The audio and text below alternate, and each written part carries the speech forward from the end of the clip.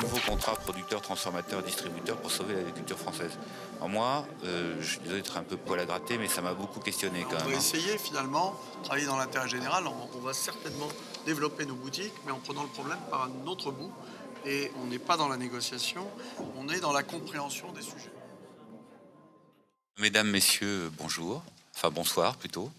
Je vais me présenter rapidement. Je suis Jérôme Parigi, je suis rédacteur en chef adjoint de LSA, où je m'occupe de la distribution. Je sais, personne n'est parfait. On va parler d'agriculture, mais on va aussi parler de distribution un petit peu. J'ai au moins un allié, enfin quelqu'un qui me connaît un peu mieux que les autres, j'espère. Donc je suis la distribution LSA depuis de nombreuses années, mais j'ai aussi un peu sévi avant. Je vous dis un peu qui je suis, c'est important, je pense, par rapport à ce qu'on va se dire après. J'ai un peu suivi l'industrie agro et même la filière des fruits et légumes dans mon passé pas si lointain. J'ai toujours gardé un regard attentif et affectueux pour ce secteur. Certains qui sont autour de la table le savent, puisqu'on a longuement discuté. Je crois que le seul souci ce soir, c'est que je ne suis pas ingénieur agro, ni agri. Mais visiblement, l'école et ses anciens ne sont pas si ingrats que ça et m'accueillent dans leur cénacle, donc je les remercie. Bon, c'était juste pour le petit joke d'introduction. Et on va essayer d'aller très vite dans le vif du sujet de cette table ronde qui est les nouveaux contrats producteurs, transformateurs, distributeurs pour sauver l'agriculture française. L'ambition est élevée quand même. Je pense qu'on en parlera, on en parlera pendant cette petite heure qu'on va passer ensemble. On a prévu une 50aine de minutes de débat et puis une dizaine de minutes aux questions. Il ne faut pas hésiter. Elles ont commencé avant même qu'on entame la table ronde, donc je pense qu'elles vont continuer. Pour parler de ces thèmes, j'ai l'honneur et l'avantage d'avoir à mes côtés Michel Boucli, donc directeur général délégué d'Avril, qui connaît bien la maison, je crois, Michel. Oui, un petit peu. Guillaume Darras, qui était prévu DG délégué de Systemus, s'excuse, mais il est représenté par Laurent Franconi, qui est directeur qualité RSE, on va dire, de l'enseigne EU. Maxime Vandoni, décidément, il y a une épidémie, est cloué par une grippe, si j'ai bien compris, donc le DG de Terrena. Mais Michel, ici présent, qu'il a eu au téléphone, peut dire 2 ou 3 mots pour Terrena. C'est très collaboratif, je vois, dans le monde agricole. C'est quand même une société privée qui parle pour une coopérative. Je le note, Michel, je le note. Gilles Cristran, DG d'AgroParisTech, qui vient d'arriver. Bonjour. Et Alain Chapdaniel, que vous connaissez tous, puisque c'est la puissance invitante, et il a été aussi l'animateur du colloque qui a eu lieu ce jour. Bon, moi, je m'en vais. Pardon. Heureusement que vous me rappelez que vous êtes là. Et François, non mais c'est vrai que déjà ça faisait partie des propos liminaires. On se demandait pourquoi GS1 était dans cette histoire. Et ben voilà, c'est clair maintenant. Voilà, c'est ça. Donc François Després, vous êtes DG de GS1 France et vous allez nous expliquer très vite pourquoi vous êtes venu vous intéresser à l'agriculture alors que vous étiez quand même un pro du code barre, notamment de la traçabilité et de la standardisation. Il y a déjà un peu plus de logique. Voilà. Voilà pour les présentations rapides. Juste, je vais laisser à chacun la parole pour présenter un petit peu plus son entreprise. Et puis surtout, au-delà de l'entreprise que beaucoup connaissent, en général des entreprises que beaucoup connaissent, l'intérêt de participer à cette chaire, j'arrive pas à le dire en anglais, SDSC, mais tout le monde sait ce que ça veut dire, voilà. Donc Michel, vous, directeur général adjoint du groupe Avril. Alors le groupe Avril, c'est une émanation des agriculteurs, des oléoprotéagineux, qui a grossi et qui est devenu une puissance importante dans le monde agricole français aujourd'hui, avec le Sieur notamment, ou des boîtes comme ça en participation. Alors, je ne sais pas si on a grossi, mais c'est vrai qu'aujourd'hui... 6 milliards quand même. La création des agriculteurs français, c'est-à-dire de 100 000 producteurs qui ont cotisé pendant 20 ans pour constituer un groupe qui s'intéresse à leurs débouchés, qui rationalise les filières agricoles et qui soit au service de la ferme France pour faire de la valeur, je dirais, sur les marchés, a aujourd'hui une taille, effectivement, un âge et une taille respectable, on va dire. Mais on a surtout une spécificité, c'est d'intervenir de 2 façons. Et ça me permet notamment de parler en partie au service de mes amis de Terrena, dans la mesure où nous avons à la fois un groupe industriel, donc un grand groupe de l'agroalimentaire, on fait plus de 6 milliards d'euros de chiffre d'affaires, mais on a aussi une banque de développement qui est actionnaire de 100 entreprises dans le domaine de l'agroalimentaire. Donc on a à la fois la vision de nos propres filiales et de nos partenaires chez qui on est actionnaire minoritaire. Et il y a des grands groupes comme LDC, le leader de la volaille, mais aussi Terena, le numéro 2 de la volaille. Donc on a une capacité de rassembler les gens dans des secteurs avec un gros ADN lié à l'innovation. En gros, notre croissance, elle s'est faite parce que nous avons cru aux énergies renouvelables et nous avons développé, au-delà de marchés importants que nous avons dans le domaine de l'huile alimentaire avec le Sieur ou Puget, mais aussi dans le domaine des énergies renouvelables pour les transports avec le biodiesel, qui a constitué une activité à la fois innovante et extrêmement importante, notamment dans la lutte contre les émissions de gaz à effet de serre. Ça, c'est la partie végétale, je dirais, du groupe Avril. Et puis, il y a une partie animale également, parce que, comme nous avons été fondés par les producteurs de colza et de tournesol, dans une graine, il y a de l'huile, mais il y a aussi de la protéine. Et donc, la partie protéique, elle est valorisée en aliments du bétail, où là, nous sommes le leader français avec Sanders, une de nos filiales, mais aussi plus loin, dans les filières animales. On est intégré dans le domaine de l'œuf, où avec les œufs Matine, par exemple, on est leader du marché de l'œuf. Donc, quand je résume Avril en disant on est des gens dans l'huile, dans l'énergie renouvelable, dans la chimie renouvelable et dans les œufs, tout en étant des investisseurs, les gens ne comprennent rien du tout. En réalité, si vous voyez la chaîne sous une forme de suite linéaire qui part de l'agriculteur producteur de colza tournesol qui nous a fondés, qui va valoriser sa graine en séparant la partie huile de la partie protéine qui va vers les filières animales, qui va finir sous forme de lait, de volaille ou de porc, vous comprenez qu'on a un intérêt à l'ensemble des maillons. Et comme nous avons été créés par des agriculteurs, nous avons un statut particulier. On a d'ailleurs une fondation qui est dans la maison mère du groupe. Et nous réinvestissons la totalité de nos profits. Donc, nous, chaque année, on réinvestit ce qui a été gagné antérieurement, ce qui nous amène à avoir une approche très long terme. Donc, un premier élément de notre ADN, c'est l'innovation, je le disais. Un deuxième élément de notre ADN, c'est le long terme. On est capable de prendre des paris sur très long terme. Et une fois qu'on a décidé un cap, on n'a pas d'actionnaire à servir à court terme. On cherche à optimiser toute la chaîne de valeur. C'est ce qui a fait qu'on a eu un intérêt tout particulier à se rassembler avec GS1, un distributeur. Donc ça fait partie de la chaîne, voilà. Cet investissement dans la chaire SDSC. Enfin, est-ce que c'est un investissement? C'est plus une implication, on va dire. Un partenariat, je dirais un mécénat, parce qu'on considère, comme on n'est pas une entreprise capitaliste classique, puisqu'on réinvestit tous nos profits, on a cette logique de dire il faut que les chaînes agricoles qui partent des agriculteurs et la ferme France soient plus fortes. Et pour ça, il ne faut pas que les maillons continuent à s'opposer éternellement. Ça nous paupérise tous. Il faut essayer d'avoir des projets qui soient différents, qui soient innovants.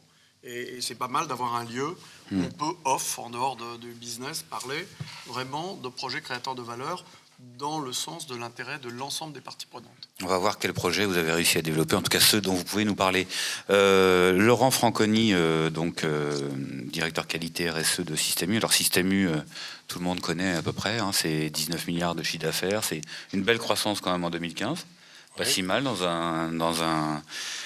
un commerce qui souffre, donc plus 2,3 en chiffre d'affaires. Et puis, depuis pas mal d'années, des investissements dans les filières agricoles, des initiatives autour de filières qualitatives. Vous allez peut-être pouvoir nous en parler. Et qu'est-ce que U est venu faire dans cette chaire, alors, avec des agriculteurs, des coopératives, des organismes de standardisation, etc. Déjà, U, c'est une coopérative de commerçants, donc c'est le premier sujet qui nous rapproche du monde agricole. Coopérative de commerçants qui était très peu connue il y a 10 ans, à part pour avoir accompagné Fignon dans ses victoires et ses défaites. J'avais déjà oublié. Ouais, dans ses victoires et ses défaites au Tour de France, qui à l'arrivée de Serge Papin j'ai eu peur, je pensais qu'il avait fait du vélo aussi. Non, Serge, non, il a fait du vélo dans sa jeunesse. Oui. L'arrivée de Serge Papin a décidé de créer une véritable marque, là où on était dans un monde des marques distributeurs qui étaient relativement standardisées et qui ne faisaient que copier les grandes marques industrielles. Et donc a créé une phase de rupture sur le sujet de la différenciation des marques distributeurs.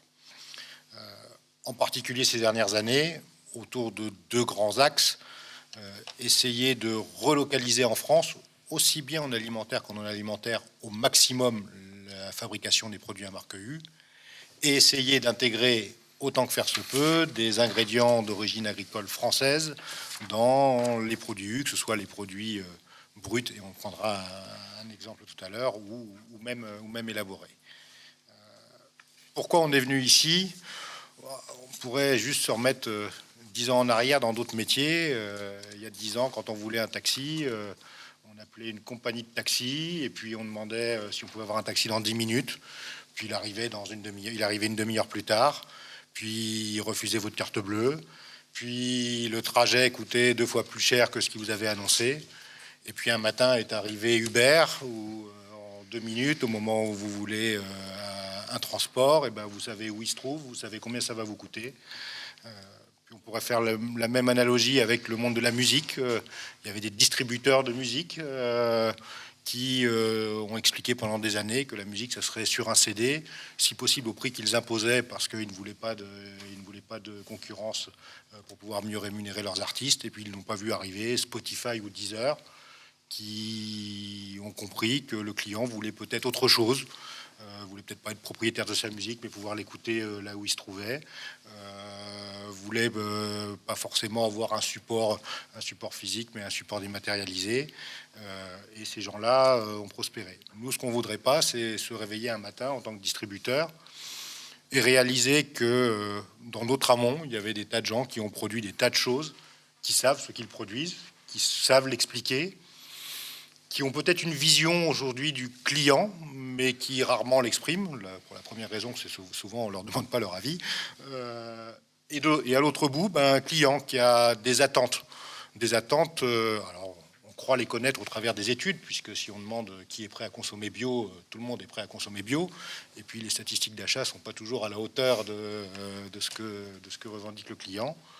Et on s'est dit, il ne faudrait pas non plus qu'en aval, d'un seul coup, on se réveille en disant peut-être qu'on n'a pas bien compris ce que souhaitent nos clients, parce qu'il y a des fois, il n'est pas capable de l'expliciter.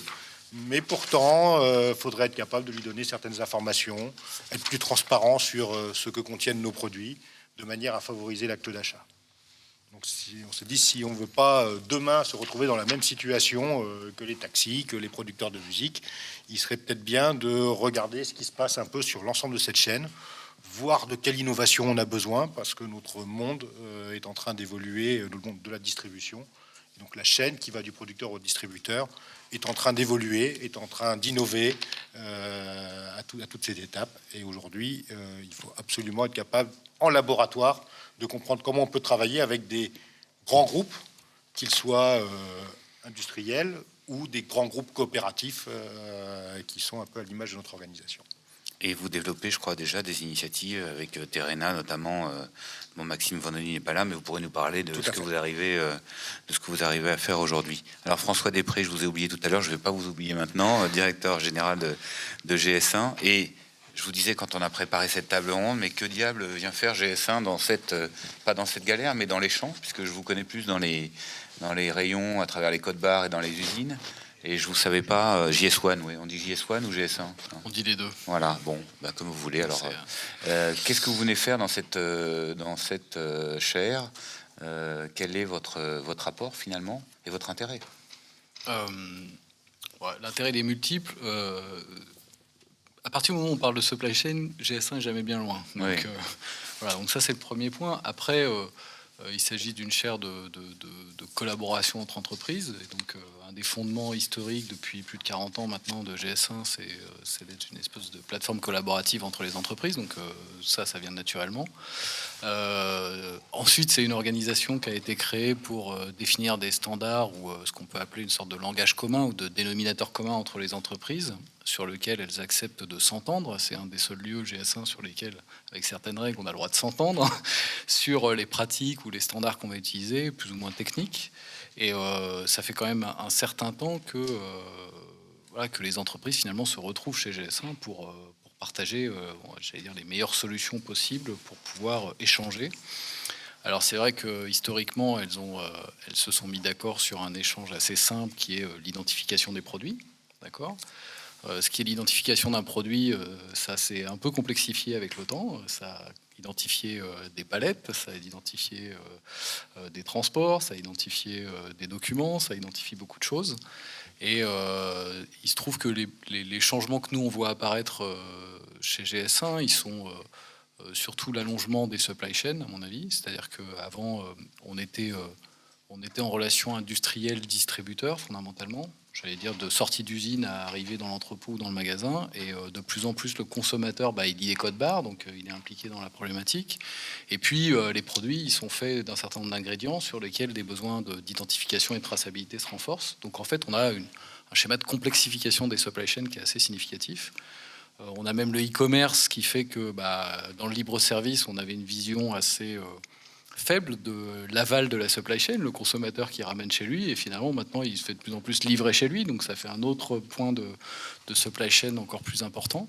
Donc voilà, donc cette chaîne elle s'allonge, et puis on a la chance d'avoir des moyens technologiques qui nous permettent de gérer beaucoup de données. Et en gérant beaucoup de données, forcément, l'aspiration de pouvoir l'utiliser, l'exploiter est importante, et l'entente qu'il peut y avoir entre les acteurs pour essayer de faire en sorte qu'on partage la même information et qu'on la lise de la même manière et qu'on ait les mêmes pratiques d'utilisation de cette information, elle se renforce chaque jour. J'aurais même tendance à dire que de ma fenêtre, elle est exponentielle, que les demandes se multiplient au niveau de GS1 pour effectivement approfondir, entre guillemets, des éléments qui étaient pour le coup élémentaire par le passé de l'identification basique d'un produit ou d'une palette ou ce genre de choses. Aujourd'hui, la demande est très forte. On a beaucoup de choses sur la dématérialisation de l'information produit. Quand vous vendez un produit en e-commerce, vous vendez de l'information, vous ne vendez pas un produit lui-même. Donc le premier truc que le consommateur achète, c'est de l'information. Et il faut que cette information, ça les distributeurs le savent bien, c'est très compliqué d'avoir une information de bonne qualité produite auprès du consommateur. Donc quand vous rajoutez le fait de pouvoir avoir les ingrédients, les allergènes, pourquoi pas l'origine des produits, vous renforcez la quantité d'informations. Et plus on fait ça, plus ça nécessite des standards, parce qu'on met en branle un certain nombre d'acteurs de manière simultanée, et il y a besoin de standards de manière très significative. Vous nous expliquerez peut-être concrètement comment vous intervenez dans les travaux et dans les projets qui sont menés par la chaire. Gilles Tristram, excusez-moi, je voudrais pas écorcher Tristram. Donc vous êtes la puissance invitante un peu ici, et la recherche, ça vous connaît quand même, j'imagine, un petit peu, AgroParisTech. Quel est votre apport, je dirais, dans cette chaire aujourd'hui et votre intérêt? Alors l'intérêt, je pourrais dire qu'on forme tous les ingénieurs qui vont travailler dans toutes ces belles entreprises, déjà. Il y en a quelques-uns. C'est un intérêt pas tout à fait négligeable. D'abord, vu d'un établissement d'enseignement supérieur de recherche, il faut renseigner la formation, il faut orienter la recherche, il faut comprendre les dynamiques d'entreprise, et puis dans certains cas, il faut les anticiper pour être un peu en avance et s'interroger sur ce qui a été dit tout à l'heure, c'est-à-dire comment évolue le monde, la demande, comment vont évoluer les métiers des agriculteurs, des distributeurs, des logisticiens et de tous ceux qui vont composer cet ensemble. Donc les chaires dans AgroParisTech, elles visent à cet ensemble-là d'une manière générique. Alors ici, il y en a plusieurs, mais je vais centrer sur celle qui nous concerne aujourd'hui. Il y a beaucoup de choses qui ont été dites dans lesquelles je m'inscris. Évidemment, on est sur une filière qui est peut-être plus qu'une chaîne, un ensemble de cycles aujourd'hui qui sont en interaction forte, qui vont de la production agricole jusqu'au consommateur, mais qui rebouclent. Dans cet ensemble-là, il y a une question de valeur économique. Donc, elle intéresse évidemment un établissement comme AgroParisTech, comment ça se construit, parce que ça va être une partie du travail de nos ingénieurs. Mais j'aime bien de dire qu'il y a aussi une valeur information qui est connectée à ce qui est acheté par le consommateur ou ce qui est véhiculé. Il y a aussi une valeur, alors je vais l'appeler durable, responsable, chacun prend son vocabulaire, mais demain, et peut-être déjà aujourd'hui, comment tout ça se construit et comment il y a une certaine équité qui se répartit entre tous les acteurs qui composent ce cycle. Ça, c'est une question un peu générique qui intéresse évidemment AgroParisTech. Après, elle se décline de 1000 manières. Donc la chaire ne cherche pas à traiter toutes les questions. Je pense que vous l'avez vu dans la journée. Il y en a un certain nombre qui sont regardées avec un microscope et d'autres d'un peu plus loin. Hein. C'est tout l'approfondissement qui est nécessaire sur certaines questions. La manière dont s'établissent les relations entre les différents maillons de ce qu'on a appelé chaîne et la collaboration qui va exister entre eux, alors au sens bon du terme, hein, parce que dans ce monde-là, il faut faire attention, ça a déjà été dit, c'est évidemment quelque chose qui intéresse AgroParisTech. Je suis convaincu que dans ces questions-là, il y a notamment des conditions d'exercice des métiers d'ingénieurs, de décideurs, de dirigeants qui vont changer, voire des métiers qui vont changer complètement. On le voit déjà apparaître sur un certain nombre de mécanismes nouveaux de distribution, par exemple. Et donc, voilà, nous, on s'inscrit forcément dans cette dynamique-là parce que c'est le cadre où peut-être certains de nos ingénieurs seront créateurs demain de ces nouveaux exercices, nouveaux métiers ou nouvelles conditions de fonctionnement dans ce qu'on appelle les filières. On comprend mieux votre intégration à ce projet. Alain Chapdaniel, donc directeur de la chaire SDSC, expliquez-nous les objectifs, peut-être rapidement ce qui s'est dit ce matin, enfin aujourd'hui à la conférence. C'était la première conférence, hein. Les grandes conclusions. Et puis après, on va aller dans le vif du sujet. Oui, les objectifs de la chaire, c'est en fait d'aider à faire évoluer l'organisation et le management de filières agroalimentaires. Donc, vu la composition de la chaire et les mécènes qui sont autour de la table, l'idée étant d'avoir des représentants sur l'ensemble de la filière et voir effectivement comment on peut organiser cette évolution. Donc, les objectifs, premier objectif de la chaire, c'est de créer de la valeur durable et de pouvoir la répartir équitablement entre tous les acteurs. Le consommateur, bien entendu, mais aussi les acteurs de la filière. Donc ça, c'est le premier objectif. Et puis, aider à faire évoluer l'organisation et le management de filières agroalimentaires en travaillant sur un certain nombre de modèles et en travaillant sur des outils. Et là, la présence de GS1, notamment, s'explique par le fait que la traçabilité peut être un bon point d'entrée pour faire travailler d'une autre façon l'ensemble des acteurs d'une filière, d'autant que GS1 a mis au point des nouveaux standards d'enregistrement d'événements sur la gestion collaborative de traçabilité et que sur ce type d'outils, on peut greffer des enregistrements de création de valeur durable, que ce soit économique, sociale et environnementale, et à partir de là, nourrir un certain nombre de modèles et pouvoir faire interagir l'ensemble des acteurs en fonction de ce modèle qui aura été conçu de manière collaborative. Et pour faire le lien avec le thème de la table ronde, cette modélisation peut permettre également d'aller jusqu'à une nouvelle forme de contractualisation qui va s'appuyer sur cette modélisation qui aura été faite en commun. Et là, il y a une nécessité d'inventer de nouveaux contrats et c'est ce sur quoi travaille également la chaire. Donc le colloque d'aujourd'hui a été consacré à d'une part la présentation de la démarche SDSC avec les concepts de demande élargie, c'est-à-dire la demande du consommateur plus la demande des parties prenantes, et puis cette notion, le deuxième concept important de DSC, c'est-à-dire un ensemble d'acteurs, pas forcément tous les acteurs d'une filière, mais un certain nombre d'acteurs qui ont envie de travailler en commun pour atteindre les objectifs qui se fixent en matière de développement durable, y compris bien sûr et en premier sur les aspects économiques, et qui vont donc travailler d'une manière différente. Et là, ce qui est proposé aussi au niveau de la chaire, c'est de travailler en ayant une gestion conjointe de la supply chain et de la demande. Et les modèles sur lesquels on travaille, c'est justement des modèles à la fois de modélisation de la supply chain et de la demande. Donc aujourd'hui, on a eu cette présentation de la démarche SDSC et ensuite des focus sur d'une part la demande consommateur et d'autre part tout ce qui est identification de la valeurs durables sur tous les aspects, mais notamment environnementaux et sociaux. Et on avait la chance d'avoir Luce Beaulieu qui travaille au CIREG au Canada sur les aspects spécifiques d'ACV sociaux, donc pour nourrir l'ensemble de la réflexion sur la démarche SDSC. D'accord, merci pour ce petit tour d'horizon de ce qui s'est dit.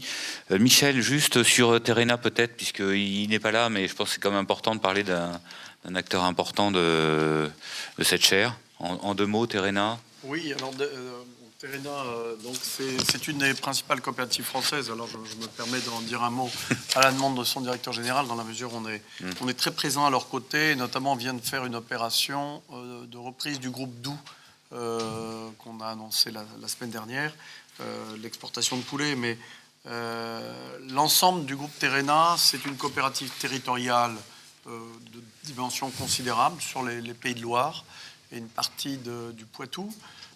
C'est 22 000 adhérents, c'est près de 5 milliards d'euros de chiffre d'affaires, donc avec les métiers classiques d'une coop en termes de collecte appro-céréalière, mais aussi des filières animales, alors des filières majoritaires dans la viande bovine avec Elivia, dans le poulet avec Gastronome et maintenant Doux depuis la semaine dernière, mais aussi un actionnariat minoritaire chez Laïta, donc dans le domaine du lait, la marque Paysan Breton, etc. Donc fédéré avec des alliances avec d'autres coopératives. Et puis il y a d'autres activités dans les pépinières, le vin, les distributions de magasins, j'en passe et des meilleurs.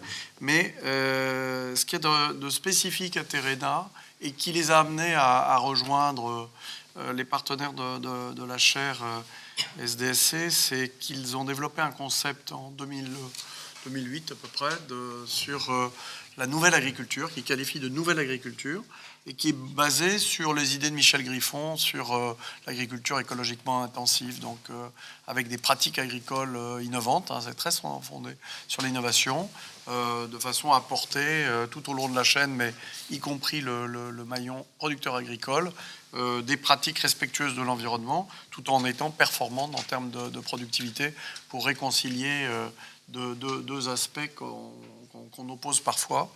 Et cette nouvelle agriculture amène ce groupe à amener au marché des denrées qui ont des cahiers des charges spécifiques et qui peuvent trouver des valorisations. Et c'est dans ce cadre que la réflexion avec un distributeur, un grand groupe national comme Avril ou un apporteur de technologie comme GS1 était particulièrement fécond. Et donc je suis désolé pour Maxime Vendoni qui est cloué au lit ce soir et ne sera pas des nôtres. Mais c'est vrai que cette logique de nouvelle agriculture rentre complètement dans l'objectif de la chaire, en tout cas si je la comprends bien. Je voudrais qu'on aille tout de suite dans le vif du sujet. Moi, je relisais encore l'intitulé de la conférence, les nouveaux contrats producteurs, transformateurs, distributeurs pour sauver l'agriculture française. Alors moi, je suis désolé d'être un peu poil à gratter, mais ça m'a beaucoup questionné quand même. D'abord, les nouveaux contrats. Moi, ça fait plus de 20 ans que je suis la distrib, l'agriculture, et les contrats, il y en avait déjà il y a 20 ans. Les démarches de filière qualité, je pense que c'est Carrefour qui a lancé le truc il y a 25 ans au moins. Je suis désolé, mais bon, U a suivi. En plus, c'est pas ça qui empêche les campagnes de s'enflammer régulièrement. On l'a vu il n'y a pas longtemps. Donc voilà pour poser un peu le débat. Qu'est-ce qu'il y a de nouveau dans ce qui est fait aujourd'hui en termes de contrats? D'abord, qu'est-ce que ça représente les contrats aujourd'hui dans vos activités à vous? Qu'est-ce qu'on entend par contrat? Après, deuxième question, contrat durable. Et ensuite, on verra les projets sur lesquels vous travaillez, les projets d'avenir. Qui veut commencer là-dessus? Allez, Système U. Les contrats aujourd'hui. Et puis, dernier élément, pourquoi avoir inclus le transformateur dans cette chaîne? On a toujours parlé de producteur, de contrat production-distribution. Transformateur vient dans la chaîne. C'est assez intéressant aussi de voir pourquoi il est impliqué. Voilà. Système U. On va essayer de faire court. Ouais, juste sur l'état des lieux déjà. Ouais, sur l'état des lieux, on a commencé en 2011 à travailler première approche un peu différente. C'est avec un groupement de producteurs laitiers, Biolay, et un transformateur un conditionneur avec lequel on s'est mis d'accord sur une forme de répartition de la valeur autour d'un axe simple qui était d'aider les producteurs à la conversion en agriculture biologique, c'est-à-dire que de trouver dans notre accord une part du prix d'achat qui soit reversée aux producteurs, notamment pendant toute la période de conversion à l'agriculture biologique, qui est une période où il doit beaucoup investir et où il n'a pas encore les gains supérieurs apportés par les coûts unitaires du lait une fois qu'il est producteur agriculteur biologique. On en est aujourd'hui à 20 millions de litres de lait par an et on a d'autres projets pour l'étendre à 50 millions de litres par an. Deuxième sujet, plus récent, il y a 2 ans, avec Terrena. Et là, effectivement, si Carrefour a été le précurseur dans la création de filières, la particularité du travail avec Terrena, c'est que sur le produit, pour la première fois, il y a les 2 noms. Il y a la marque U et il y a la marque Nouvelle Agriculture, qui est une première forme de reconnaissance sur un sujet où on n'était pas très à l'aise, parce qu'on avait déjà essayé d'utiliser, alors à l'époque, des labels, notamment les critères qualité certifiés qui ont existé à une époque, et où on s'était aperçu que le client, en fait, quand il y avait la marque U et le label, ce qu'il attendait, c'est l'assurance par la marque U de la conformité des produits. Le label, hormis le label bio, il n'était pas connu par les clients. Là, l'idée, c'est de capitaliser sur une démarche agricole, entre guillemets marketée, mais une démarche innovante en termes d'approche d'alimentation animale, de bien-être animal, d'un côté, et le poids d'une marque, la marque distributeur U de l'autre. En ça, c'est innovant, et on en est à, aujourd'hui, l'ensemble des produits porcs en barquette est fait par des producteurs du groupement Terrena, et découpés, les porcs sont abattus puis découpés par une filiale industrielle du groupe Terrena depuis 2 ans, et on est en train d'élargir aujourd'hui à une filière sur la volaille et une filière sur le lapin qui sont en phase de développement important. Toujours avec Terrena. Toujours avec Terrena. Oui, toujours avec Terrena. Et une autre forme de contrat, c'est ce qu'on travaille aujourd'hui sur les fruits et légumes U. Donc, on est juste sur les fruits et légumes à notre marque, et ce sont les fruits et légumes conditionnés.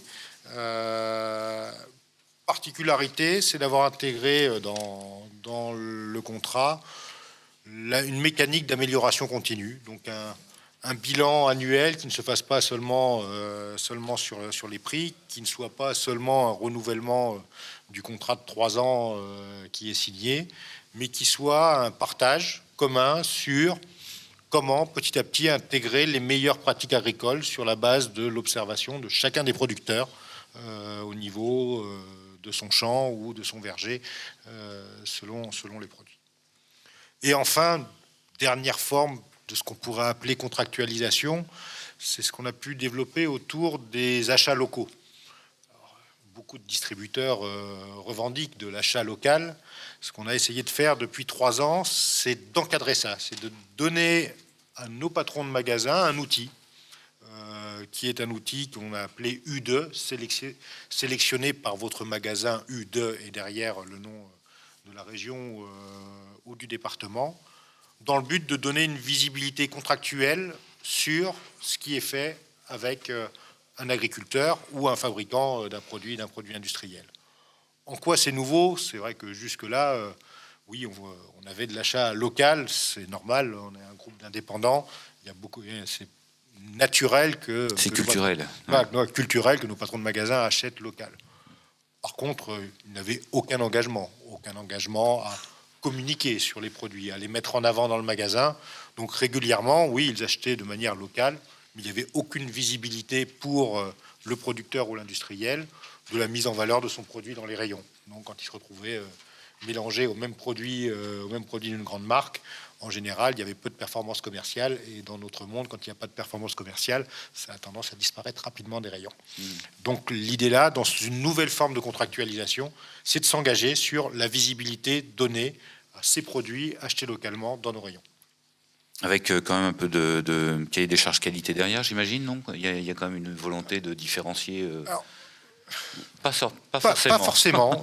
Je dirais, si je voulais faire une toute petite caricature, c'est une tendance quand même qu'on a aujourd'hui, qu'on observe aujourd'hui, c'est que ce qui est acheté à un producteur qui est issu de ma ville, de mon village, de ma région toute proche, c'est nécessairement bon. D'accord. Voilà. Donc, on n'est pas sur des cahiers des charges qualité, on n'est pas sur de la revendication environnementalement correcte. Le sujet n'est pas de dire parce que le circuit est court, c'est meilleur pour l'environnement. Il peut y avoir des fois des productions aujourd'hui qui sont à l'impact environnemental fort et qui pourtant sont achetées localement. Voilà. Le but, c'est de revendiquer l'ancrage local et l'effet social de cet achat. Michel, sur cet état des lieux de la contractualisation aujourd'hui, vu du groupe Avril. Étant établi sur toute la filière, on a évidemment une grande habitude des contrats. On a le sentiment, c'est pour ça que c'est intéressant de faire cette chaire, que c'est beaucoup plus difficile avec la grande distribution qu'entre industriels. C'est dans les gènes, je dirais, des industriels en B2B. Nous, on a très fréquemment des contrats pluriannuels. Bon, on est tous conscients de ce qu'est la volatilité. Il y a un tel climat de compétition entre les enseignes dans la grande distribution sur le prix instantané que ça leur rend, enfin je ne leur jette pas la pierre, ça leur rend extrêmement difficile d'être capable de contractualiser. Laurent vient de nous montrer qu'il y a des exemples, mais il faut quand même bien différencier le produit. Nous, ce qu'on peut citer comme contrat très spectaculaire, parce que nous mettons en œuvre des volumes considérables, c'est les contrats que nous avons, nous, en tant qu'industriels de la transformation, avec les coopératives ou les négociations agricoles pour leur acheter le colza. Une grande partie de la récolte française, la protéine part en nutrition animale et l'huile part en énergie renouvelable, en biodiesel. Pour vous donner des échelles de volume en tête, si le marché français de l'huile végétale, c'est 700 000 tonnes, c'est un marché qui baisse de 2% par an. Les gens ils vont de plus en plus au restaurant, ils cuisinent moins, etc. Donc si on avait vécu que sur ce marché de l'huile, on serait dans une situation évidemment dramatique. Mais à ces 700 000 tonnes s'ajoutent 2 300 000 tonnes d'huile qui sont consommées dans les réservoirs et qui permettent en coproduit de faire les protéines dont on a besoin. Donc c'est le développement de la filière biodiesel. Et c'est un développement qui s'est fait dans la douleur pour le pétrolier, parce qu'il a fallu leur imposer. Et on leur a imposé parce que ça émet 70% de gaz à effet de serre en moins. Donc un jour, le législateur a demandé aux pétroliers d'incorporer 1, puis 2, puis actuellement 7,5% du pétrole en étant biosourcé à partir de végétal et d'huile de colza plus particulièrement. Du coup, nous, comme ce marché qui est devenu considérable était un marché institutionnel créé par la société pour des externalités de gaz à effet de serre, mais aussi sans doute d'emploi, parce que c'est une filière qui emploie 18 000 personnes en France, on a utilisé le levier de la contractualisation avec les producteurs pour pousser les producteurs à être vertueux, en leur disant non seulement vous devez être au niveau de standard de production avec le gaz à effet de serre actuel, mais vous devez progresser et réduire, optimiser l'utilisation de vos engrais, réduire vos passages tracteurs, etc., de façon à vous inscrire dans une démarche de progrès. Et pour cela, on leur a donné 4 € la tonne. Donc on doit avoir 500 000 tonnes contractualisées. Donc on parle de sommes importantes, on parle de millions d'euros, mais ce sont vraiment des leviers qui permettent aux producteurs de trouver une plus-value en ayant des pratiques plus vertueuses. Donc, ça montre bien que la contractualisation, si on est capable de la payer, de créer de la valeur à un endroit, elle est susceptible de transformer les pratiques agricoles, de les faire évoluer, en tout cas dans le bon sens. Et c'est le recul qu'on a sur la contractualisation. Pour autant, nous, quand on vend notre diester, sur lequel on a surpayé, je dirais, la graine de colza pour ces pratiques agricoles, on n'a aujourd'hui pas de plus-value parce que la maturité des interlocuteurs, on vend à des pétroliers ou à des grandes surfaces qui distribuent, et c'est pas dans leur logique de primer les matières premières, fussent-elles renouvelables. Donc c'est en ça que... C'est un sujet qu'on peut retrouver aussi sur des produits de consommation éventuellement. Alors, quand on a une différenciation, je peux vous citer un autre exemple, ça a été le lancement de fleurs de colza par le Sieur. Donc là, on est dans l'univers alimentaire. Là, on a différencié vraiment un produit avec un cahier des charges spécifique, un cahier des charges vertueux en termes d'approche environnementale pour le producteur, avec des choix de variétés, des maximums d'épandage, des choses assez contraignantes, mais qui représentent une prime de 8 à 10% pour l'organisme stockeur qui nous vend la graine de colza. Et là, on l'embouteille sous marque Le Sieur, et de façon exclusive, on va chercher la plus-value sur le consommateur. On a donc, nous, un engagement en amont, derrière nous. Devant nous, on vend ce produit à Carrefour, à U, à Intermarché, etc., dans des conditions normales de marché. Donc la contractualisation, on l'a eu beaucoup plus en amont qu'on a été capable de l'établir. Mais pour autant, on a créé un premium. Et là, je voudrais souligner que dans les éléments qui nous rassemblent dans la chaire, c'est la compréhension de ce qui est perçu par le consommateur comme étant du domaine du développement durable. Il y a quelque chose d'extraordinaire en France, et qui est quand même une vraie révolution, qui est cette demande de local, de français en particulier. Alors, ça peut être le très local, mais ramené à la mondialisation, il y a une demande de produits français. U, c'est identifié comme ça, et ça me fait très plaisir d'entendre ce positionnement. Nous, on travaille pour la Fermeuse France, et on a une chance folle actuellement, c'est qu'effectivement, le consommateur, il voudrait avoir plus de viande française. 42% du poulet est importé, c'est complètement scandaleux. Donc, mais on a une sympathie.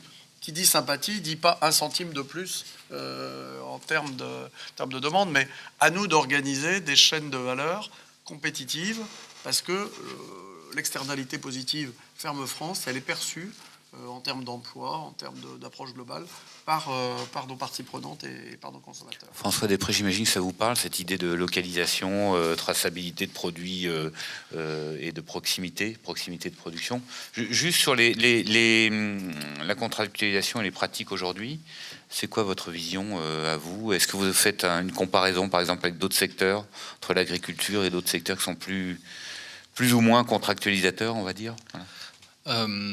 En fait, je vais rebondir sur ce que vient de dire Michel, parce que je trouve que, effectivement, peut-être que la différence, c'est que... Enfin, vous m'avez posé cette question, elle est difficile, cette question, de savoir s'il y a d'autres secteurs. Je pense que c'est pas d'un secteur à l'autre, c'est la nature du contrat. Moi, j'ai l'impression que le rôle de la distribution a pendant été longtemps de massifier, d'accord, de massifier les achats. Donc, d'une certaine manière, de rendre un peu anonyme la relation. Moi, ce que j'entends dans ce que dit Michel dans le B2B, c'est qu'il y a une relation one-to-one, de personne à personne, où on s'engage en même temps dans le même investissement. La nature de la logique de distribution, c'est de faire de la masse, donc à la limite piocher chez beaucoup et redonner à beaucoup. D'accord. Donc, quand le magasin reprend un rôle de relation personnelle, finalement, parce que je trouve que U est très intéressant de ce point de vue-là, parce que beaucoup du sujet qui est de communication, en tout cas de U, est dans cette relation personnelle, du rôle de commerçant finalement en local. Donc quand on reproduit le local, je pense que le contrat finalement qui unit, c'est un contrat grosso modo, dans l'esprit français, je pense particulièrement qu'ailleurs, c'est on se serre la main, quoi, d'une certaine manière. Et en partie, la distribution, elle a anonymisé les relations, et relations avec ceux avec lesquels on achetait et ceux avec lesquels on revendait. D'accord. Et la demande qu'on essaie d'exprimer du consommateur, que ça soit français, local, à côté de chez moi, dans mon village, c'est de retrouver du lien social, en disant j'ai acheté. On a tous des grands-parents ou des parents, des gens proches qui nous disent moi j'allais chercher les œufs, le lait. Enfin, je travaillais longtemps dans le lait. L'histoire de j'allais chercher mon lait, ma crème, mon truc à côté de chez moi, elle est extrêmement présente. Et en fait, la demande, elle est ni plus ni moins du consommateur que de retrouver ce lien et de pas acheter juste une brique, quoi. Et je pense que ce qui est dit du travail de vouloir valoriser l'image de l'agriculteur dans la chaîne, donc d'être capable de donner un discours de preuve, il y a beaucoup de ça chez Terrena aussi dans la nouvelle agriculture, c'est un engagement d'un producteur.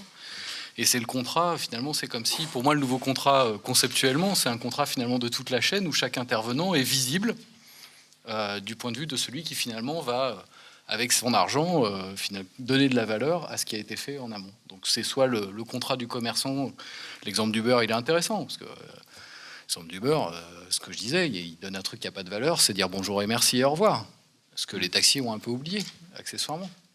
D'accord. Donc je pense que dans la relation contractuelle, il y a quand même quelque chose de cette nature. Donc après, si vous me demandez dans d'autres secteurs, c'est difficile parce qu'il y a des secteurs effectivement qui ont construit ce principe de massification et d'anonymat.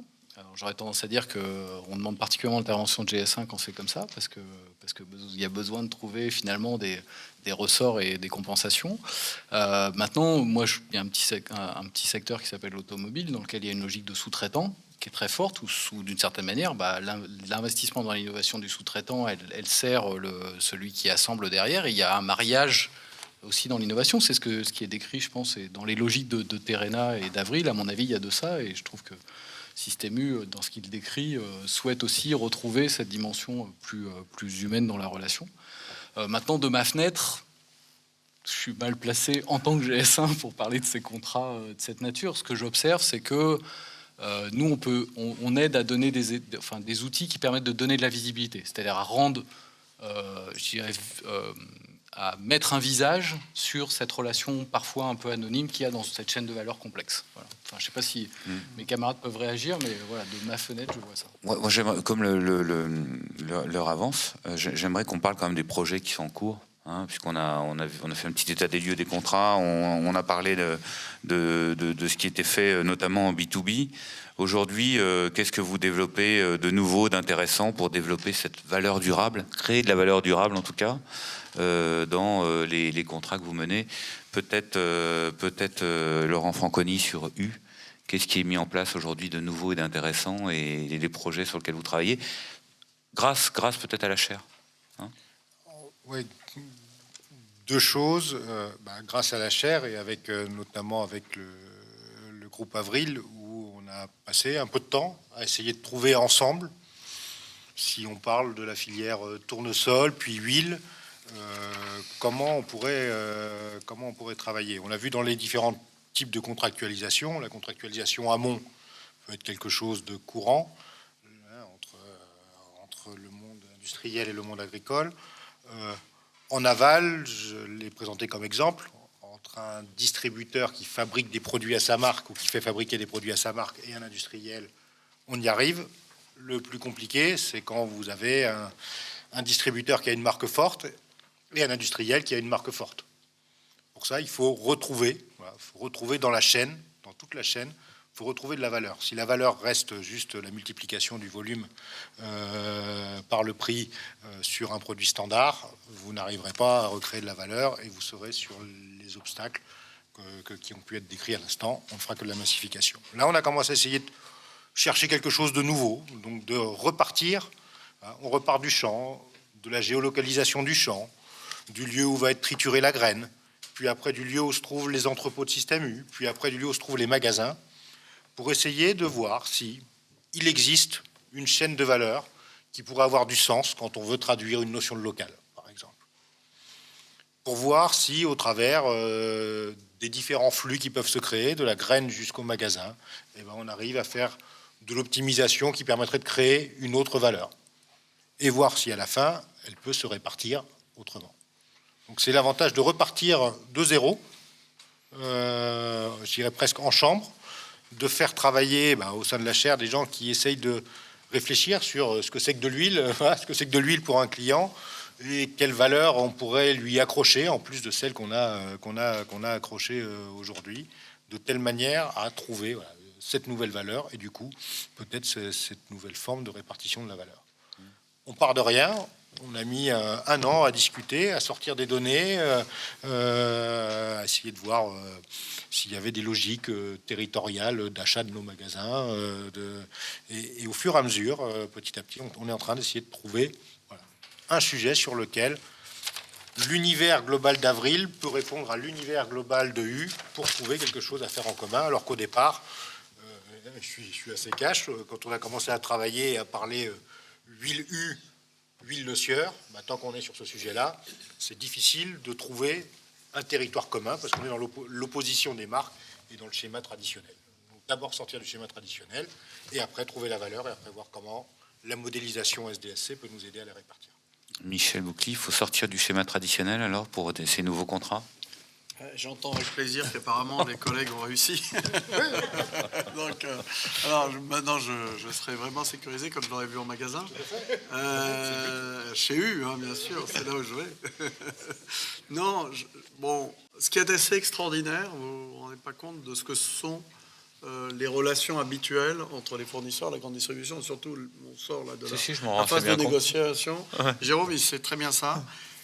C'est complètement singulier de dire, bon, ben, on va essayer finalement, travailler dans l'intérêt général, on va certainement développer nos boutiques, mais en prenant le problème par un autre bout. Et on n'est pas dans la négociation, on est dans la compréhension des sujets. Et comme le disait Laurent, au début, bon, nous exposer depuis le producteur jusqu'à notre usine tout ce que sont nos secrets de fabrique, etc., avec, on a une position très dominante sur ces marchés, évidemment, donc on a, j'espère, un certain nombre d'expertises qu'on n'a pas du tout envie de partager. C'était une vraie révolution. En même temps, on s'est dit, les marques ont besoin d'enrichir leur contenu. Il y a une approche sociétale pour un groupe comme le nôtre qui réinvestit tous ses profits. Il faut qu'on arrive à y répondre, et notamment pour nous qui sommes sourcés dans le territoire français, parce qu'on comprend que la demande sociétale est en partie faites-nous du français, ou garantissez-nous que c'est du français. Et on s'est dit, au-delà du français, peut-être qu'il y a une opportunité dans la région. Alors nous, on a une très grosse unité à Dunkerque. Alors, le tournesol de Dunkerque, ça va pas le faire. C'est super important. Bon, par contre, on a une très grosse usine aussi à Bordeaux. Donc, vous voyez où est-ce qu'on pourrait imaginer des choses intelligentes, où bon, il va y avoir des surcoûts, comment on peut les minimiser, et est-ce que ça signifie à quelqu'un en Aquitaine de trouver un produit qui soit régional sous une dénomination d'une grande marque nationale et proposé, mis en avant par une boîte de distribution dont c'est l'ADN de pousser à du local.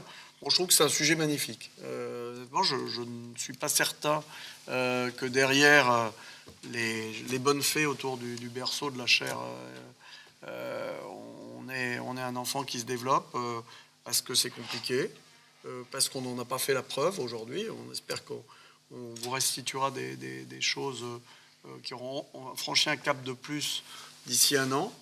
Mais vous voyez le type de sujet qu'on peut travailler, et il n'y a aucune instance où, dans l'agroalimentaire, on se parle de cette façon, entre les producteurs agricoles, les industriels et la distribution. Donc, Si ça débouche pas forcément sur quelque chose de concret dès demain, au moins, ça aura cette vertu-là. Ben déjà, on s'est donné les moyens que ça puisse marcher, et vous voyez qu'on travaille sur un concept territorial, d'aller plus loin dans le territoire.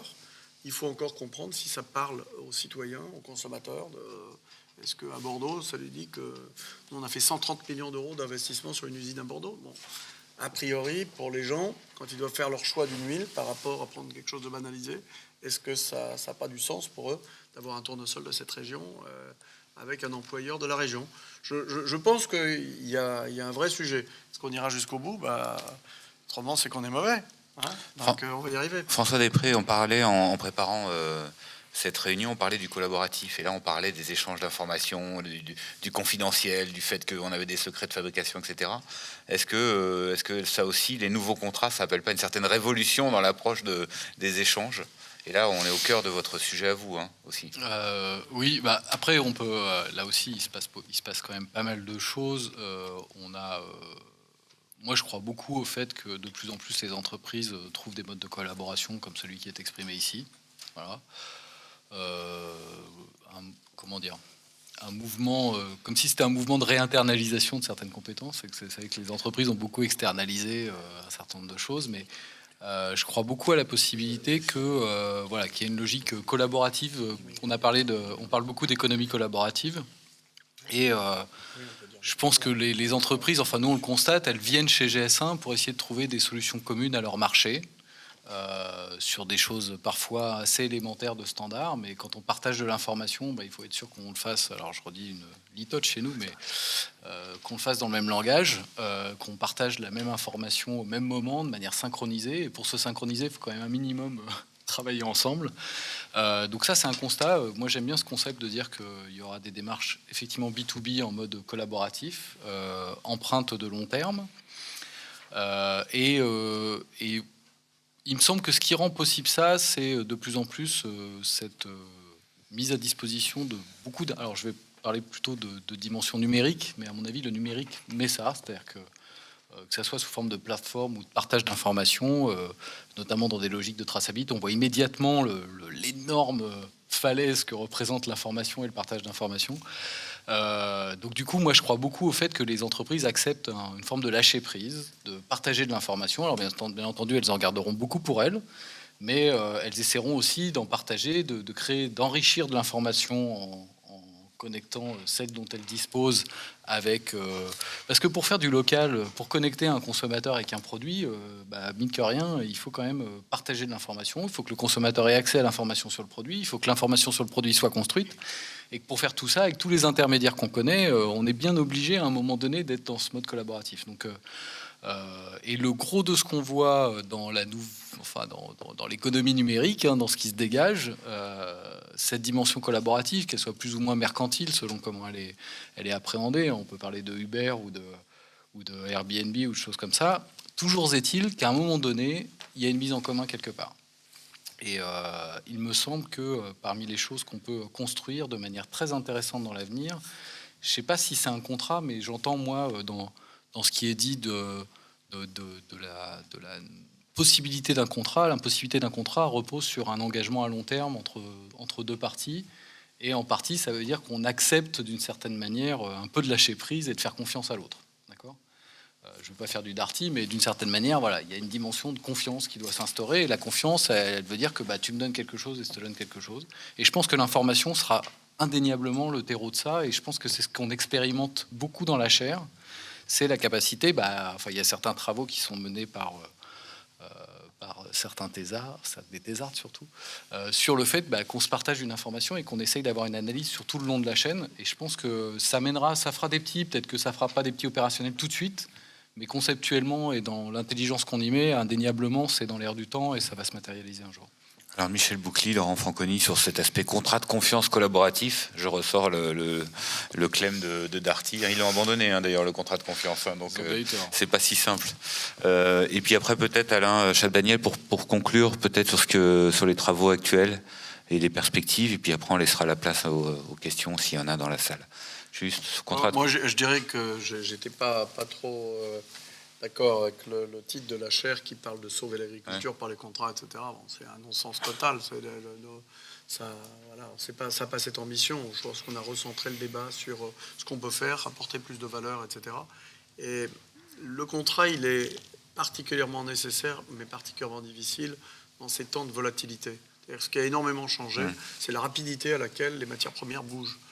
Et donc, ce qui était gagnant à la minute d'avant et peut être une catastrophe.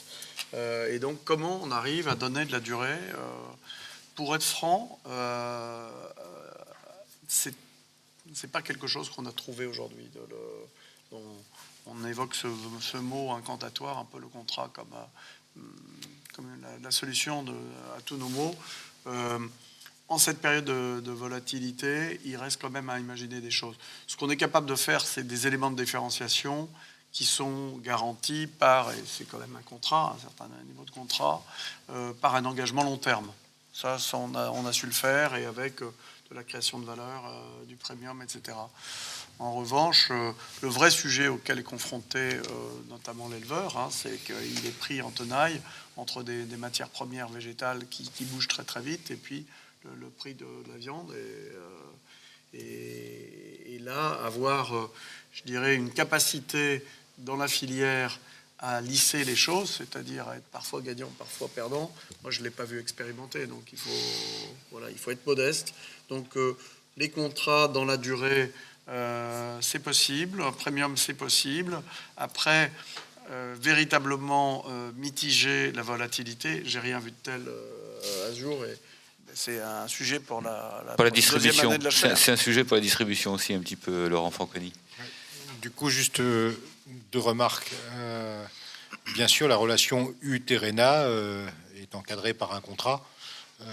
Aujourd'hui, on essaye de travailler au sein de la chaire à côté, parce que vous imaginez bien que le modèle qui s'est créé, qui certes est un modèle qui prévoit du partage de valeur, n'a pas tout prévu. Donc je pense que la force, notamment au sein de la chaire, c'est de retravailler le sujet à côté pour redessiner Le sujet déjà existant. voilà, un Ouais. sujet déjà existant et dans une relation commerciale bien existante avec les difficultés quotidiennes de la relation commerciale. Surtout, le sujet que je voulais aborder, c'est celui de la traçabilité. Parce que l'Europe nous a inventé en 2002 une traçabilité réglementaire pour garantir la sécurité alimentaire. On a travaillé à l'époque avec GS1. On a essayé notamment de travailler avec l'amont agricole. Ça a été très très compliqué parce que ça se traduisait pour l'amont agricole que par des normes, de l'exigence supplémentaire, des coûts de l'investissement. Bon, en plus, à part une étiqueteuse des étiquettes, on n'avait pas beaucoup, il n'y avait pas les moyens des nouvelles technologies d'aujourd'hui. Et donc, c'était difficilement compréhensible pour le monde agricole. Aujourd'hui, ce dont on a besoin, c'est, au travers de ces contrats, c'est d'une autre forme de traçabilité. La traçabilité commerciale, entre guillemets, celle qui va permettre de valoriser des actions particulières d'une chaîne de production de valeur. Et c'est peut-être ça qu'il faut qu'on retravaille aujourd'hui pour éviter de devoir tout encadrer par un contrat. Et c'est vrai qu'aujourd'hui, un contrat n'est là juste pour mettre dans le marbre ce qui a été défini par, en général, 2 opérateurs, rarement plus. Compliqué, dès que c'est plus, on est vite taxé d'entente, qu'elle soit horizontale ou verticale.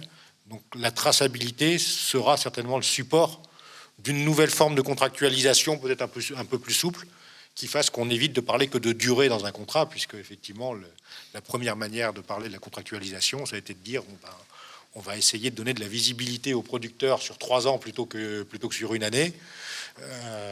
On va vite atteindre les limites de ce genre de contractualisation.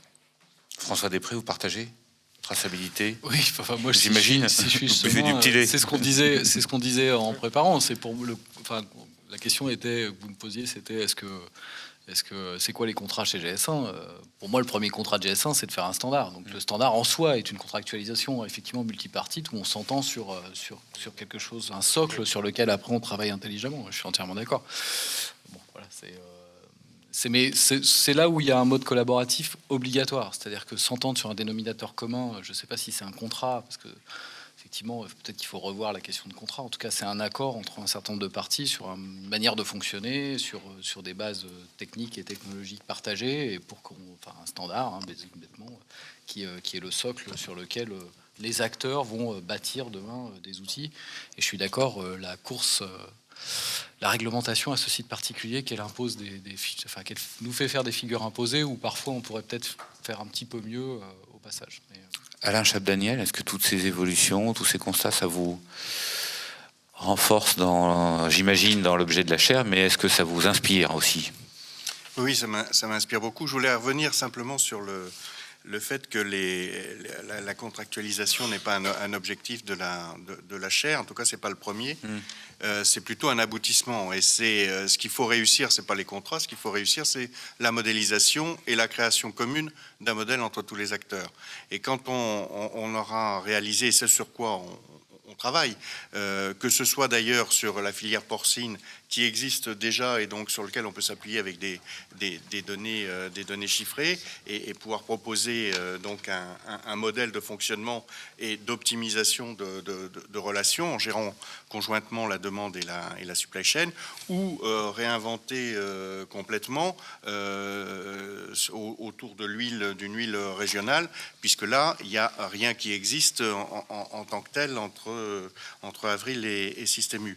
Mais le point intéressant, c'est bien cette modélisation et qui cherche à lutter justement contre la volatilité de plus en plus grande des matières premières et des produits intermédiaires. Et l'idée, c'est de se déconnecter de cette volatilité pour pouvoir proposer, alors rechercher notamment par exemple de la circularité sur les produits de manière physique, ou de la circularité virtuelle par justement des accords et un modèle d'échange et de flux avec plus que simplement deux acteurs. Donc on a vraiment cet objectif de construction de ce modèle qui va pouvoir définir, si tout le monde est d'accord, des prix de cession aussi, hein, qui vont être fonction de l'extérieur et du comportement de chacun et des performances de chacun. Et la contractualisation, à la fin, c'est simplement, je dirais, la possibilité de pérenniser cette relation et de faire référence à cette relation au travers d'un modèle, par exemple. Et pourquoi on a commencé à travailler dessus, et on a mis le thème de cette table ronde en parlant de nouveaux contrats, parce que actuellement on est très pauvre quand on veut faire une contractualisation entre tous les acteurs et quand on veut notamment impliquer des distributeurs avec des industriels, des transformateurs et le monde agricole, on a très souvent des problèmes d'entente. Donc on a fait un premier travail dans le cadre de la chaire pour arriver à mettre sur pied une façon de contractualiser, parce que ce que l'on se disait, c'est si on est en train de discuter autour de la table et d'inventer une nouvelle façon de travailler ensemble, si derrière on n'arrive pas à la pérenniser par des contrats, ou si l'État français ou l'Europe nous dit c'est une situation d'entente et on vous taxe et puis arrêtez tout, on aura perdu tout le travail que l'on aura fait. Et là, c'est une problématique qui est assez importante. La législation, pour l'instant, n'est pas en phase avec la volonté de travailler de manière collaborative au niveau de l'ensemble d'une filière. Donc, la réflexion sur les contrats, c'est d'une part de dire on a trouvé une solution pour pouvoir contractualiser si on arrive bien à mettre sur pied le modèle dont on parle. Et sur l'huile, c'est ce que on travaille d'arrache-pied, également sur le port, mais c'est un peu plus facile sur le port parce qu'on part d'un système existant. Donc si on arrive à faire ce modèle-là, que l'on puisse contractualiser derrière. Mais la question de l'évolution de la législation est posée vis-à-vis de la nouvelle économie. Je veux dire, quand on voit un juriste, on dit pas plus de 2, sauf que tout ce qui se passe maintenant dans la nouvelle économie, il y a toujours plus de 2 personnes et il y a bien une forme de contractualisation. Donc il y a un chantier qui s'ouvrira, mais je suis d'accord, c'est pour la deuxième phase de la chaire, le renouvellement de la chaire. Là, on va trouver les solutions au niveau des modèles et puis l'année prochaine, je pense qu'on pourra vous donner des résultats concrets sur ces aspects-là. C'est sûr que c'est un gros sujet, cette question de l'entente par entente, et ça pose un vrai problème, mais depuis de longue date, hein, c'est pas aujourd'hui. Merci à tous. Je vais laisser un peu de place aux questions, si vous en avez. N'hésitez pas, on est un petit comité, on peut faire ça très collaboratif, là, voilà, hein. Circulaire, voilà, pour reprendre certains termes.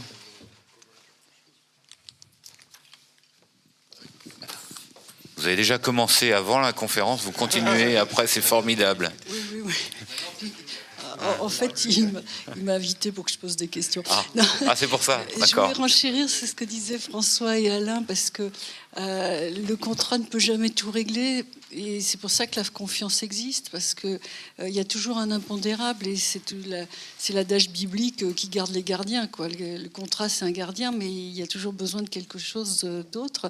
Donc c'est pour ça que l'idée de parler de modèle était intéressante, parce que c'est quelque chose de plus large et qui peut permettre à la confiance de s'instaurer. Moi, j'aime bien Darty aussi. Je trouve ça dommage qu'ils aient arrêté ça.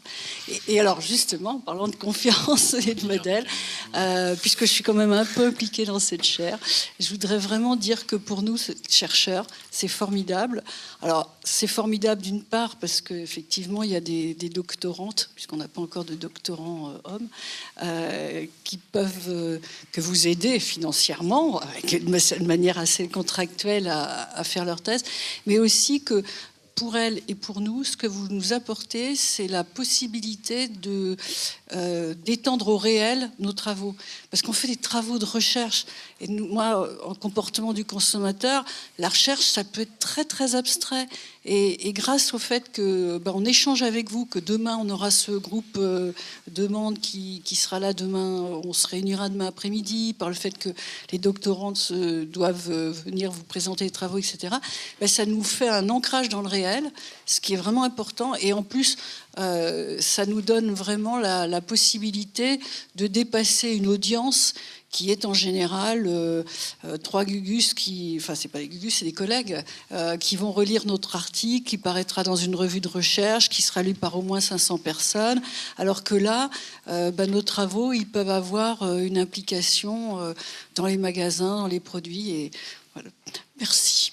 Ah, c'est bien. Il n'y avait pas de questions, mais c'était un plaidoyer pour l'intérêt d'une chaire. Michel, peut-être là-dessus? Non, mais j'ai conclu que...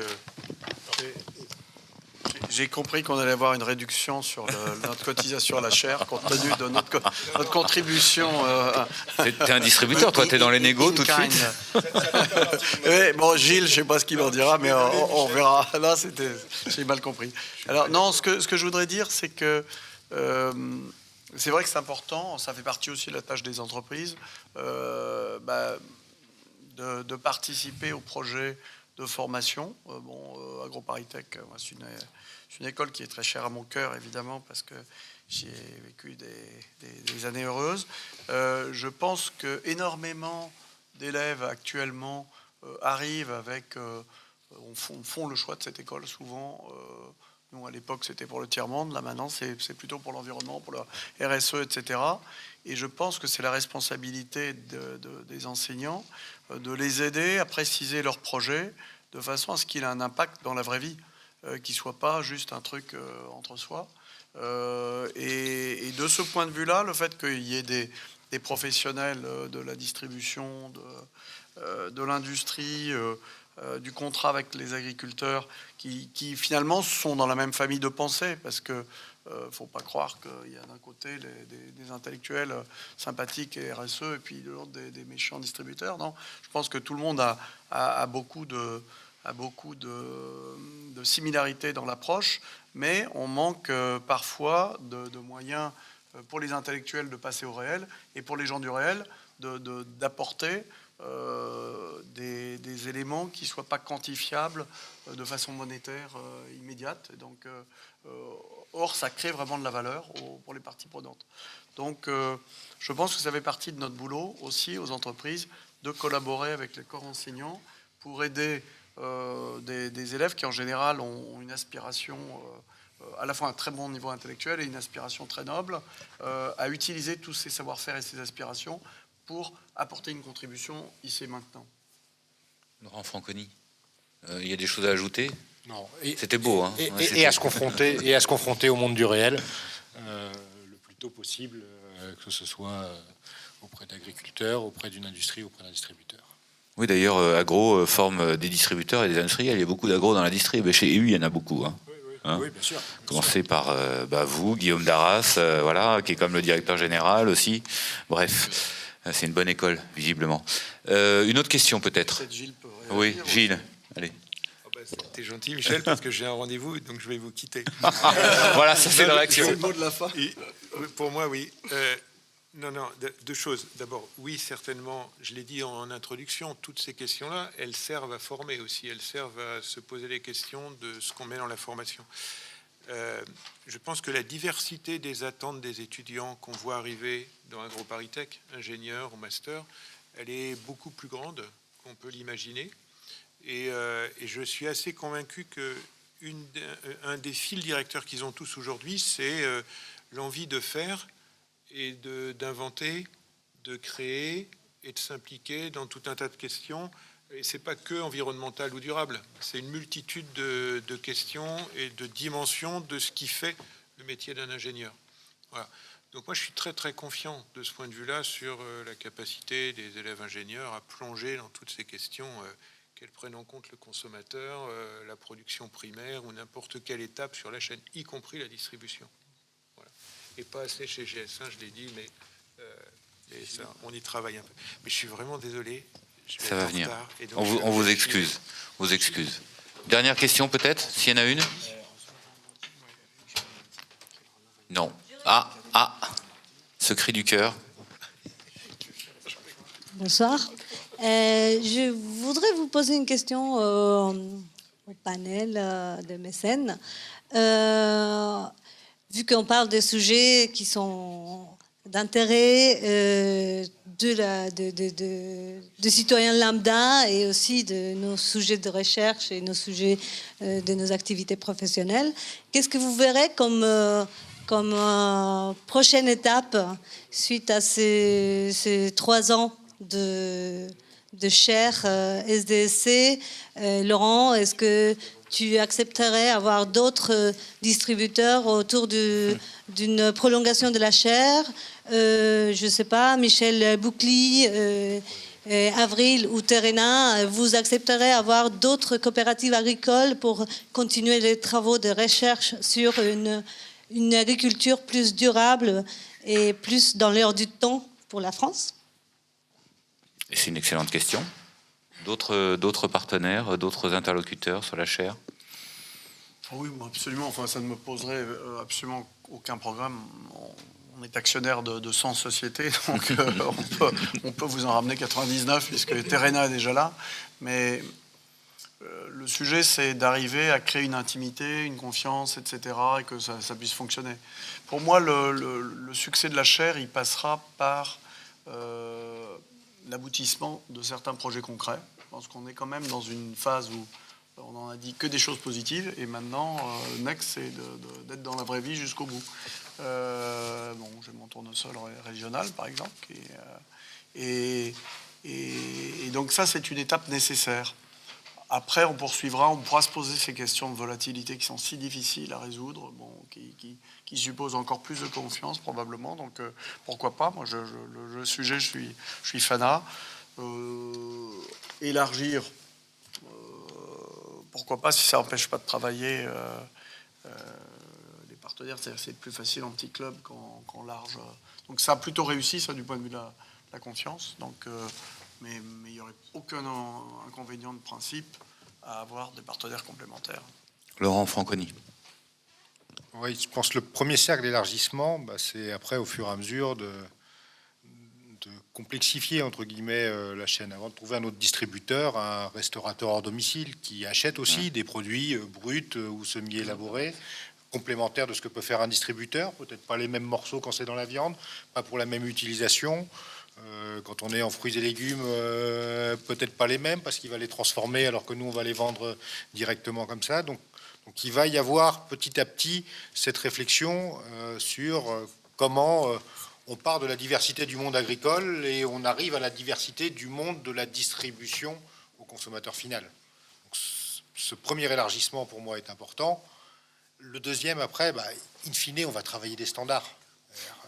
Le sujet, c'est de l'information. C'est comment on amène de l'information et comment on a réfléchi pour que cette information fasse tilt ailleurs que sur notre sacro-saint étiquette en Europe, que l'Europe a voulu, qui doit être vecteur de toutes les informations, arriver petit à petit à apporter de l'information au consommateur qui soit un déclencheur d'achat parce que chez lui, ça va faire écho à des valeurs qui sont autres que la simple valeur prix.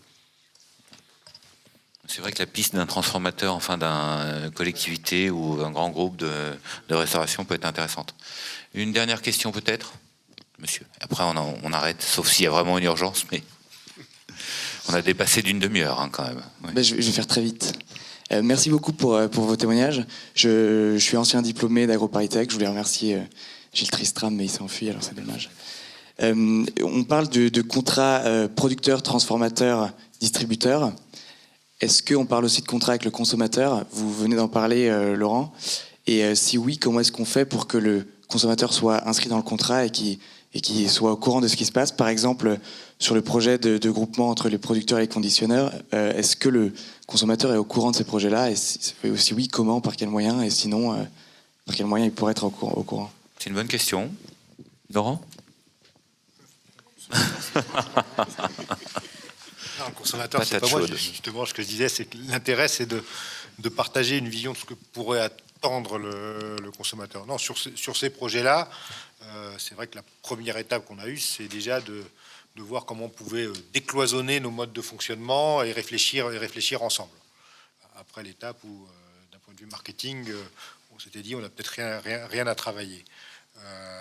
Effectivement, au travers de la chaire, il y a des travaux qui sont menés, qui sont petit à petit apportés sur la table où les consommateurs sont interrogés. pour essayer de passer justement de l'implicite à l'explicite. Parce que le vrai sujet aujourd'hui, c'est d'arriver à faire exprimer aux consommateurs, de manière directe ou indirecte, quelles sont ces clés réelles d'achat. Et pour qu'on arrive petit à petit à aligner entre un besoin, un esprit, des études qui, comme je le disais en introduction, qui nous montrent certaines fois que tout le monde est prêt à acheter du bio, surtout s'il est au même prix que le conventionnel. Et souvent, les études se sont arrêtées là. On n'a jamais réussi jusque-là à trouver quelque chose qui puisse exprimer une attente du consommateur réelle sur ces sujets-là, au-delà de la bonne intention. Acheter français, c'est bien. Moins d'intrants, c'est bien. Moins d'impact environnemental des entreprises, c'est bien. Mais à la fin, comment on fait et comment on le communique? Oui, une réponse. Alors moi, je vais répondre un peu en complément parce que c'est pas exactement sur le même point. Moi, je crois énormément au développement de la notion de contrat de service global entre consommateurs et acteurs. Sur le fait que j'ai Apple Music, il n'y a rien qui empêche demain qu'on ait la même chose pour acheter son alimentaire toutes les semaines. Rien. D'accord ? Je pense que ça sera faisable. Les logistiques vont permettre ça. Certainement que les contrats qu'on aura avec un système U, c'est la possibilité, avec un certain nombre de critères me correspondant, que je vais rentrer toutes les semaines, de dire cette semaine j'ai envie de me faire plaisir, la semaine prochaine de faire un régime, et vous m'envoyez l'alimentaire qui va avec. Donc je pense que cette contractualisation, elle va aller de plus en plus loin. Je suis même sûr qu'on va avoir, ça c'est écrit dans le marbre, qu'on va arrêter d'acheter et on va de plus en plus louer un service avec un vrai bénéfice derrière. À mon avis, ça c'est un vrai truc qui va changer et que le consommateur va gentiment changer les choses. La particularité qu'il faut avoir en tête dans la consommation, c'est qu'il y a une extrêmement forte inertie. D'accord ? Moi, l'exemple que je prends toujours, c'est que quand vous allez... Les premières personnes qui ont fait leurs courses sur Internet, elles commençaient par la flotte, elles finissaient par les œufs. D'accord ? Et on leur a mis un caddie comme symbole de l'achat. D'accord ? Donc, on a dans nos têtes des représentations. C'est un des travaux qui est fait sur l'alimentaire, d'ailleurs, qui m'intéresse beaucoup dans la chaire. C'est qu'on a des représentations mentales qui sont une forme d'inertie en tant que consommateur. Demain, moi j'ai acheté des disques, il n'y a pas si longtemps que ça, j'ai Apple Music. Apple Music, mais c'est juste génial. Le matin, on me dit, tiens, la musique pour aller au boulot. La musique pour aller au boulot. Et je veux dire, le jour où on sortira de nos représentations classiques de l'alimentaire, et je peux vous dire que l'alimentaire, pour avoir fait beaucoup de marketing en alimentaire, c'est coltiné en termes de représentation. On a des trucs qui ont 2000 ans dans la tête. Et tant qu'on sortira pas de ça, mais que le contrat consommateur, je suis sûr et certain, à partir du moment où le consommateur aura la facilité, ça existe sur les couches, sur les produits bébés, ça commence à se développer. Je peux vous dire que Procter & Gamble, il a que ça dans la tête, d'être capable de faire des contrats pendant 3 ans, que le môme, il est de temps qu'il fait ses couches. Voilà, ça va exister. Pourquoi ? Parce que c'est simple, c'est facile, et aujourd'hui, avec les données, on fait ce qu'on veut. D'accord ? Donc maintenant, la question, c'est comment le monde alimentaire, qui est relativement loin de ça, progresse pour faire ça demain. D'accord ? Et je pense qu'il y a une vraie opportunité. Alors ça va peut-être prendre 20-25 ans, mais il y a des générations qui arrivent, la vôtre entre autres, qui ont ça dans les mains, qui font tout avec ça et qui à un moment donné vont être capables de passer ce cap. Bon, je ne dis pas que c'est pour demain, mais le chemin qui va être pris du contrat, mais c'est un contrat, pour moi, le consommateur il achète quelque chose. Vous achetez quelque chose, c'est l'argent que vous mettez pour quelque chose. Et des fois, vous êtes capable de payer très très cher quelque chose qui vaut rien fondamentalement. Et des fois, vous allez trouver super cher un truc qui est tout con, qui a vraiment de la valeur. Donc du coup, le contrat avec le consommateur, déjà aujourd'hui, le consommateur, il laisse sa carte bleue à la sortie du magasin. Et le premier des contrats, c'est qu'il en veut pour son argent. D'accord ? Après, je pense qu'il y a moyen de faire évoluer la manière dont on fait les choses. Ça passe par la démassification. Et honnêtement, tous dans la salle, on est très content quand il y a un vendeur qui nous sourit. Et souvent, c'est comme ça qu'on retourne dans le magasin. D'accord ? Et on est très content de savoir que, effectivement, notre huile, le produit qu'on consomme, il vient d'à côté. Parce que, encore une fois, on a cette confiance de la proximité qui existe. D'accord ? Donc ces contrats-là, si vous demandez demain à une appli de vous dire moi je veux que des produits locaux qui sont à moins de 100 km de chez moi et que les données sont disponibles pour le faire, vous inquiétez pas que vous trouverez des gens qui vont vous le faire. Ça, j'ai aucun doute là-dessus. Donc le contrat du consommateur, il est pour moi de cette nature-là. Merci François Després, je pense que c'est une très très bonne conclusion, puis ça prouve aussi tout l'intérêt d'une démarche multipartite, je ne sais pas si on peut dire ça, entre des partenaires qui sont très diverses et qui apportent des visions très diverses, parce que c'est peut-être quelque chose qu'avaient pas vraiment perçu les agriculteurs ou alors les distributeurs, mais c'est vrai que c'est une ouverture importante, peut-être pour les travaux de la chaire demain. Merci à tous et à toutes et à tous d'avoir assisté à cette table ronde. Voilà.